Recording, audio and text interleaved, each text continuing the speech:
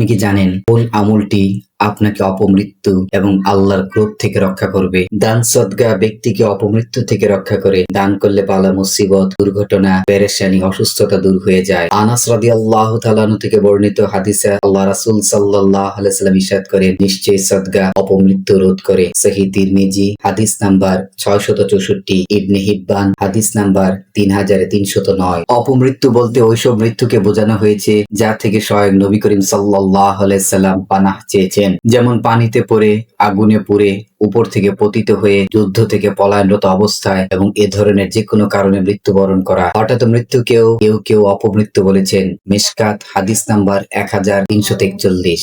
বান্দা গুনাহে লিপ্ত হলে পরাক্রমশালী আল্লাহ ক্রোধান্বিত হন। গুনাহ করার পর গুনাহগার ব্যক্তি আল্লাহর সন্তুষ্টির আশায় দান সদকা করলে আল্লাহর ক্রোধ প্রশমিত হয়ে যায় এবং ক্ষমা লাভের পথ সুগম হয়। এই মর্মে আনাস ইবনে মালিক রাদিয়াল্লাহু তাআলা আনহু থেকে বর্ণিত, রাসূল পাক সাল্লাল্লাহু আলাইহি সাল্লাম বলেছেন, নিশ্চয়ই সদকা আল্লাহর ক্রোধকে প্রশমিত করে। সহিহ তিরমিজি হাদিস নাম্বার 664, ইবনে হিব্বান হাদিস নাম্বার 3309।